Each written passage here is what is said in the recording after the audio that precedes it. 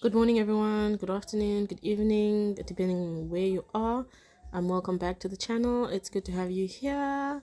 Make sure you like, you comment, you subscribe, and you share. You do anything that's gonna make the channel succeed.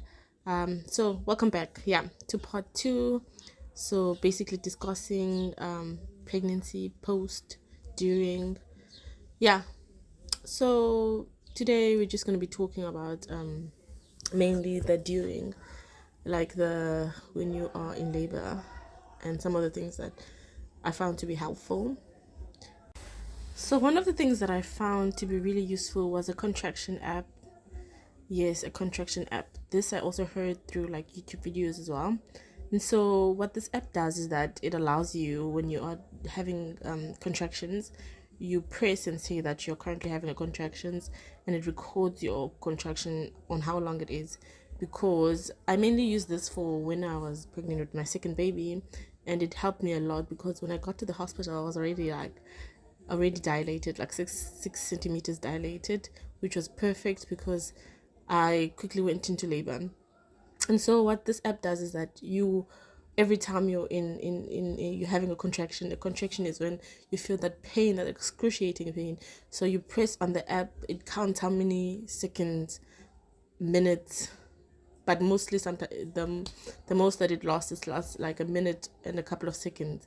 And so you record how long that pain lasts for, and you, the minute it stops, you click a stop, and then it records those contractions. And so also the waiting time up until another one arrives.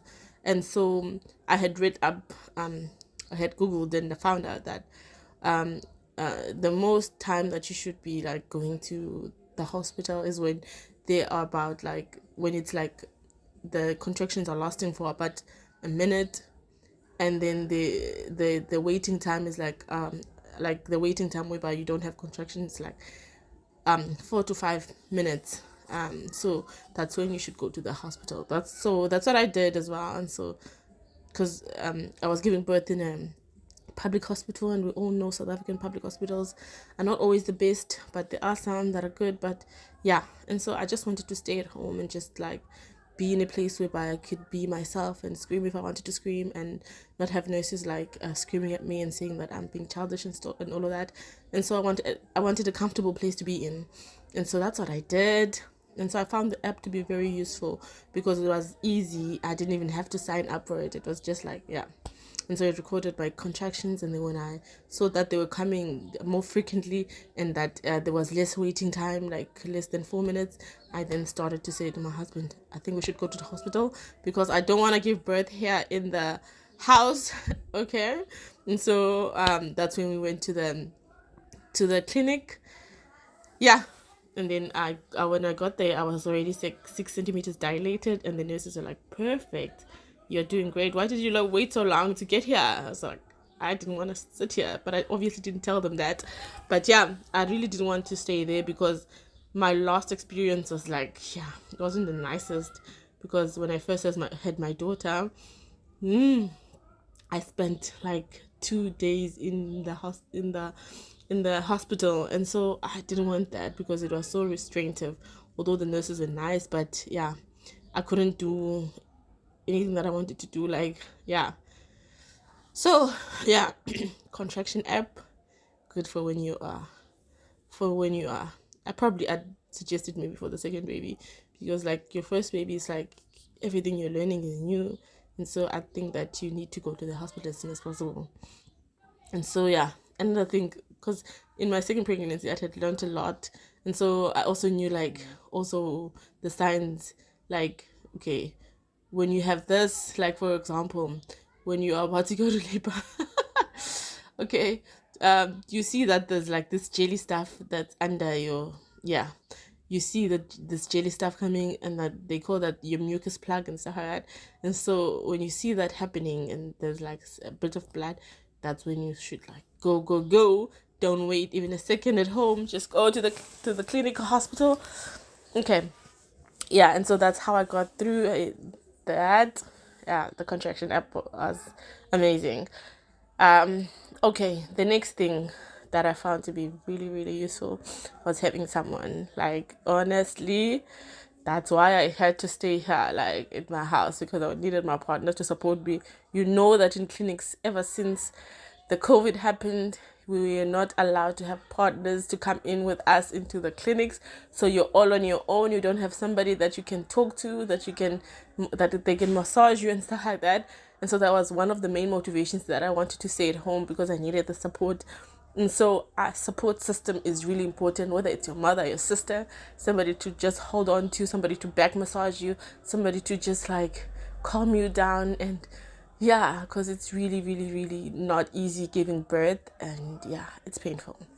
And so support system is really vital. And so yeah, I found that to be really, really helpful. Another thing that I found to be helpful was the bouncing ball. Bouncing ball, you would think that you would think that it's mainly for like people, bougie people, white people, and all that jazz.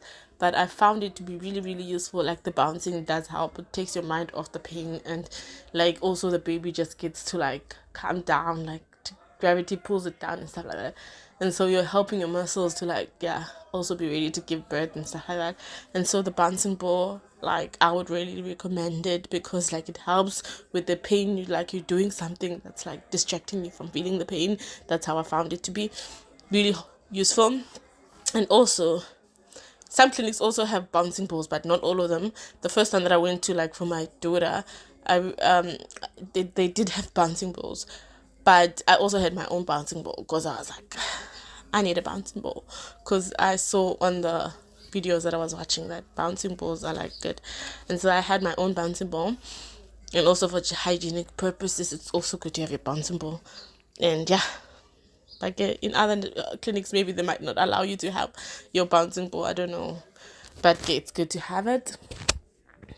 Another thing that I found to be useful was the breathing. Honestly, my goodness, like, you have to breathe.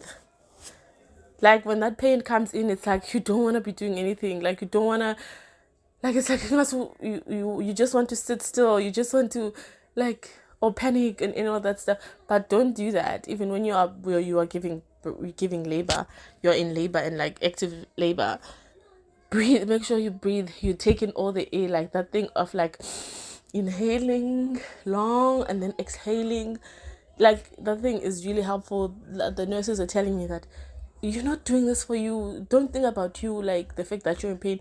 Think about the baby. The baby needs oxygen, especially when this whole thing is happening. The baby's a bit upset, since like it's about to go into like coming into the world and stuff like that. So you must breathe as much as possible. Breathe in, breathe out, take deep breaths, and exhale and stuff like that. And so it's really, really useful, I think. And it also like calms you down as you are in pain and stuff like that.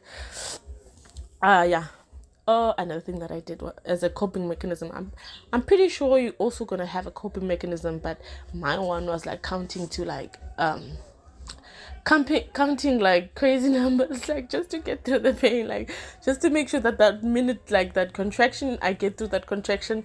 Like, I would count like crazy, like 1 2 3 4 5, I get to 100. I didn't even know how I got to the 100. And then like another thing that I saw in one of the videos was another lady was just like having like this comb, but like she said that it helps to her to distract the pain. Like, she would like prick, like she would press on the kukama le, like comb le kaminwele, like press on it, just to make sure that whenever she's having a contraction, that she's distracting her brain from having the pain. Yeah, so people have different coping mechanisms. Mine was just like counting to 100 and bouncing on that ball, and maybe like holding onto someone, like crazy. Yeah, so yeah, I think for the during labor, I think that's one of my top 5 things that I did. And I think just to mention that, yeah, when you are in your early pregnancy, when you just found out that you're pregnant, it's good to take vitamins. Like, for me, I took vitamins in my first pregnancy. I took it from the clinic. They give you the minute you go for an appointment. But yeah, for my second pregnancy, I actually went and bought my own from Clicks. They've got this great, amazing which I heard from my sister. There's amazing vitamin pills. Yeah. And so the second the other thing that I would recommend is also protecting your mental health, and remembering that when you're pregnant is that it's not only about you. You're not protecting only your mental health. You're also protecting the mental health of your baby. So just be conscious on what you allow to get you upset and things like that. And also another thing that, yeah, oh my goodness, like when I was pregnant with my first baby, I was happy to have stretch marks. Like when you have your first baby, honestly, like anything that shows you that you're pregnant is like a joy to you. You're like, oh my goodness, I'm having stretch marks, my belly is growing. And oh my goodness, my sister was like, you need to get, like, you're gonna have scratch marks, go and get something to help with the scratch marks. And like in my brain, I didn't even think of having, like, I was just happy that I had scratch marks and that my baby was growing and stuff like that inside of me. And so yeah, what I would recommend is this one that I'm gonna show, this the scratch mark cream from Clicks. It's really amazing. It did amazing work on me. Another thing that I would recommend is to pack early. Pack early, because you do not know. Like my first baby came in way late. My second baby was early, so you don't know when you might give labor. So make sure that you're packed. You don't have to buy everything. Just buy the things that are necessary for you to have at the clinic, such as the small blankies, such as 2 outfits, such as like what is this thing that you call that's for helping with the baby's belly button. So have those things, the cleaning up of that belly button, have those things. Make sure you have towels. Make sure, yeah, anything that you need to have, the Vaseline, anything that you're going to be using to bath your baby. Totally. And yeah, just be on the safe side. And yeah, that's it from me today. I'm probably going to be speaking. I'm going to be doing another part 3 video. I'll see you then, and all the best with this new and exciting journey if you're a new mom. And if you're a second mom, please do enjoy this journey, because yeah, I think when you're doing it for the second time, it becomes that much easier, I think, because like the labor process is not as hectic as it was because you've gone through this experience before. And so don't worry, you've got this, whether your first time, second time, third time, you've got this. And yeah, your body will do what it needs to do because it's been made for this. Yeah,